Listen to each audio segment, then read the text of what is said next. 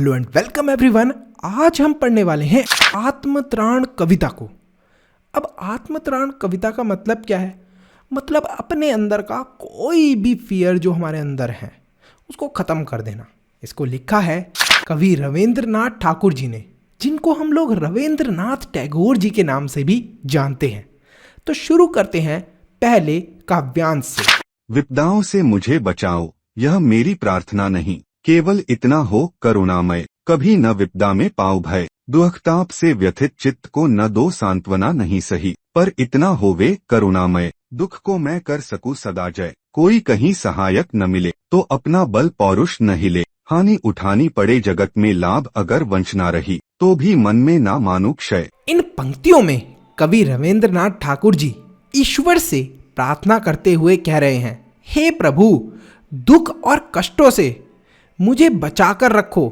मैं आपसे ऐसी प्रार्थना नहीं कर रहा हूं, बल्कि मैं तो सिर्फ आपसे ये चाहता हूं कि आप मुझे उन दुख तकलीफ को झेलने की शक्ति दें। कष्टों के समय में कभी ना डरूं और उसका सामना करूं। दुख से भरे हुए मेरे मन को आप हौसला मत दो, परंतु हे प्रभु, मुझ में इतना आत्मविश्वास भर दो कि मैं हर कष्ट पर जीत हासिल कर सकूं। कष्टों में कहीं कोई सहायता करने वाला भी ना मिले तो कोई बात नहीं, परंतु वैसी स्थिति में मेरा पराक्रम कम नहीं होना चाहिए प्रभु।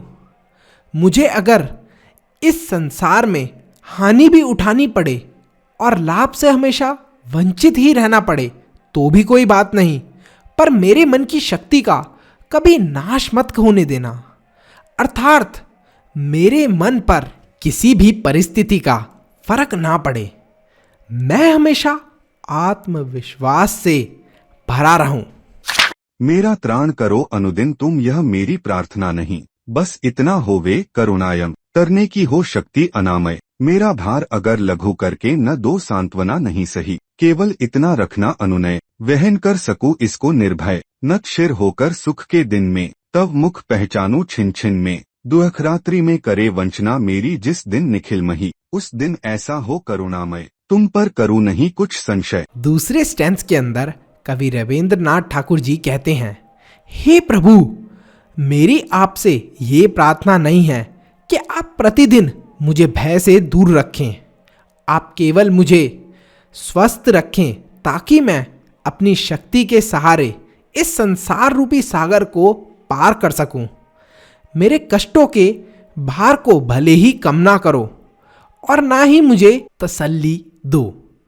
आपसे केवल इतनी प्रार्थना है कि मेरे अंदर निर्भयता भरपूर डाल दें, ताकि मैं सारी परेशानियों का डटकर सामना कर सकूं। चाहे सुख के दिन हो या फिर दुख के दिन हो, मैं आपको हर क्षण याद करूं। दुख से भरी रात में भी अगर कोई मेरी मदद ना करे तो भी प्रभु, मेरे मन में आपके प्रति कोई संदेह ना हो, इतनी मुझे शक्ति देना। हमारी जो कविता है वो यहीं पर ख़त्म होती है। आई होप आपको अच्छे से समझ में आ गई होगी। देखो, हमने है ना अच्छे से पूरा एनालाइज करा है कि इस वाली कविता से बोर्ड में प्रीवियस 10 ईयर्स में कौन कौन से क्वेश्चन रिपीट हो के बार बार आए हैं और उनको सैम्पल पेपर में डाला है। साथ ही में और भी इंपॉर्टेंट क्वेश्चन हमने ऐड करे हैं। अब देखो, ये जो सैम्पल पेपर के अंदर क्वेश्चन है ना, ये बहुत इंपॉर्टेंट है आपके लिए सॉल्व करना। अब ये सैम्पल पेपर मिलेंगे कैसे? आप सब्सक्राइब करना, उसी के साथ में ज्वाइन का बटन है, उस पर क्लिक करके मेंबरशिप परचेज कर लेना। अब देखो, आप मेंबरशिप परचेज करोगे तो हिंदी के सिर्फ इसी चैप्टर के नहीं, सारे चैप्टर्स के सैम्पल पेपर मिलेंगे। उसके साथ साथ आपको इंग्लिश के भी सैम्पल पेपर मिलेंगे और समरी के नोट्स वगैरह भी मिलेंगे।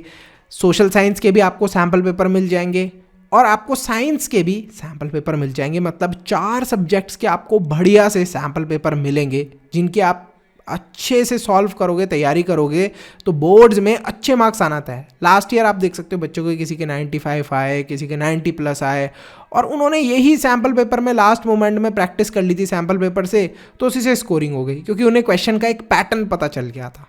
तो मिलते हैं आपसे अगली वीडियो में और आई होप आप भी बोर्ड्स में 95 प्लस स्कोर करो। Subscribe to MKG। See you in the next video.